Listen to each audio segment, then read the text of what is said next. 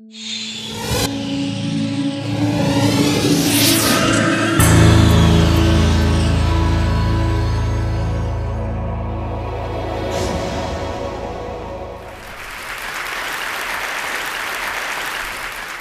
year when I was here, I was speaking to you about a swim which I did across the North Pole. And while that swim took place 3 years ago, I can remember it as if it was yesterday. I remember standing on the edge of the ice, about to dive into the water, and thinking to myself, I have never ever seen any place on this earth which is just so frightening. The water is completely black. The water is minus 1.7 degrees centigrade, or 29 degrees Fahrenheit. It's flipping freezing in that water. And then a thought came across my mind.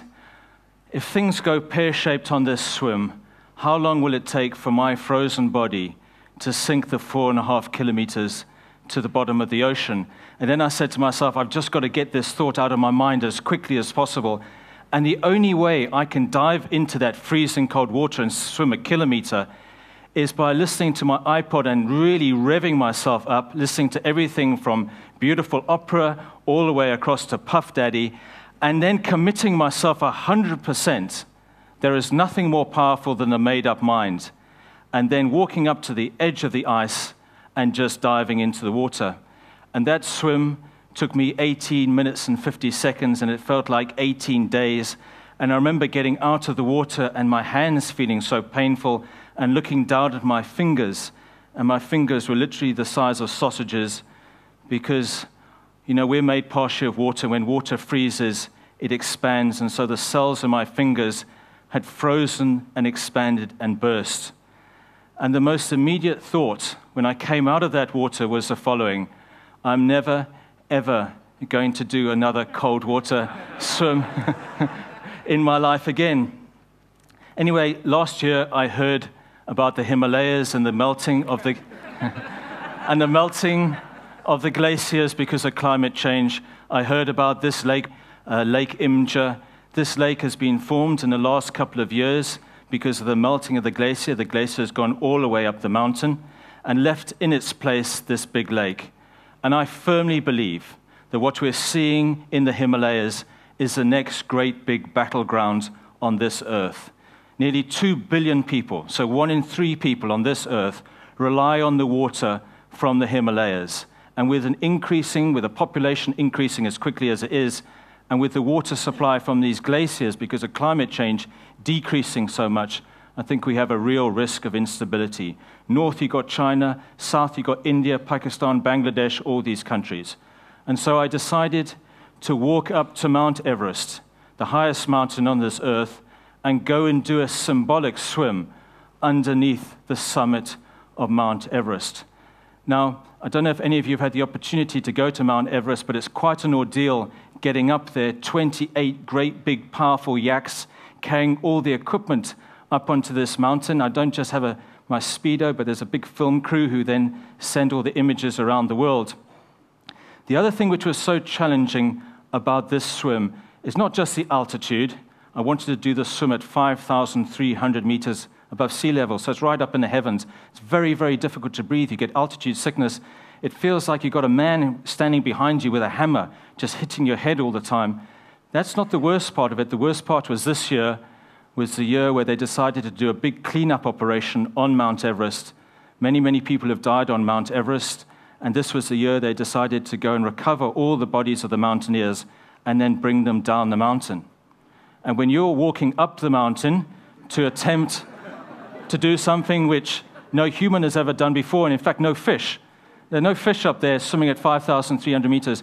When you're trying to do that, and then the bodies are coming past you, it humbles you, and you also realize very, very clearly that nature is so much more powerful than we are. And we walked up this pathway all the way up, and to the right-hand side of us was this great Khumbu glacier, and all the way along the glacier we saw these big pools of melting ice. And then we got up to this small lake underneath the summit of Mount Everest, and I prepared myself the same way as I've always prepared myself for this swim, which was going to be so very difficult. I put on my iPod, I listened to some music, I got myself as aggressive as possible, but controlled aggression, and then I hurled myself into that water. I swam as quickly as I could for the first 100 meters, and then I realized very, very quickly I had a huge problem on my hands. I could barely breathe. I was gasping for air. I then began to choke, and then it quickly led to me vomiting in the water, and it all happened so quickly.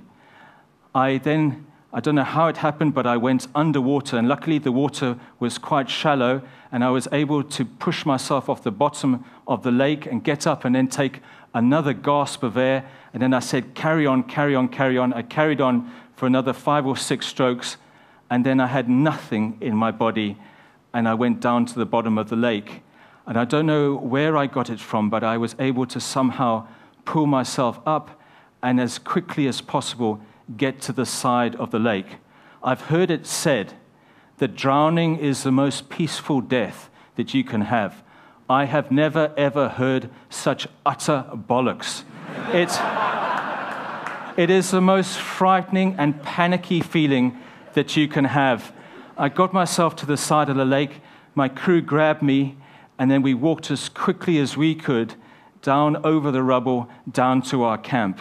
And there we sat down and we did a debrief about what had gone wrong there on Mount Everest. And my team just gave it to me straight.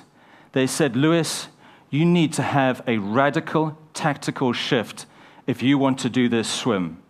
Every single thing which you have learned in the past 23 years of swimming, you must forget.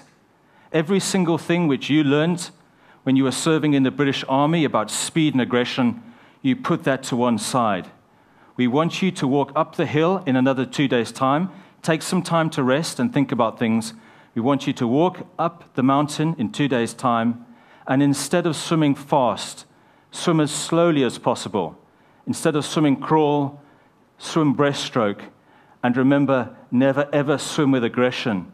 This is the time to swim with real humility.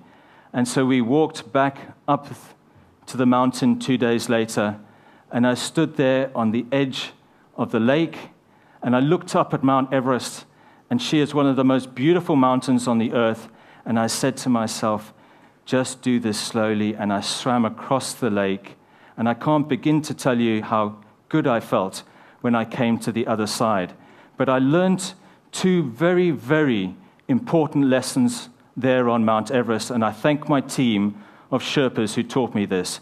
The first one is that just because something has worked in the past so well doesn't mean it's going to work in the future. And similarly, now, before I do anything, I ask myself, what type of mindset do I require to successfully complete a task?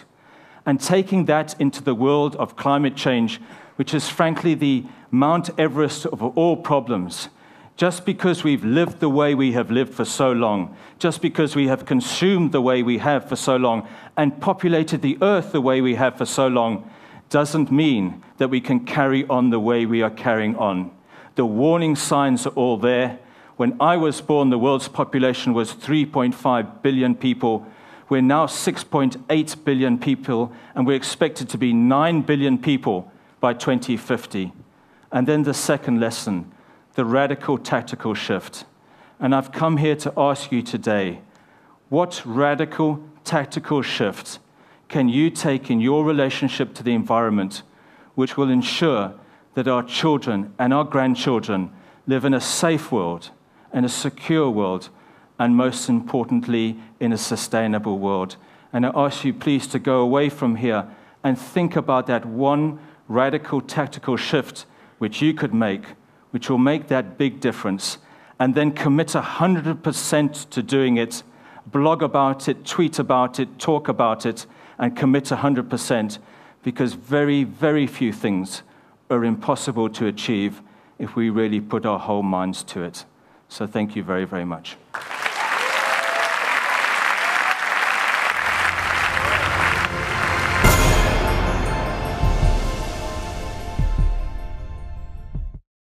Investment in broadband high-speed internet can help small businesses create new American jobs.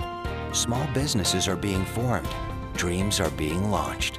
And at AT&T, we're investing billions to upgrade and build out our wired and wireless networks. Now is not the time to stall momentum or stifle innovation or investment. Jobs, dreams, and the future are at stake. AT&T, your world delivered.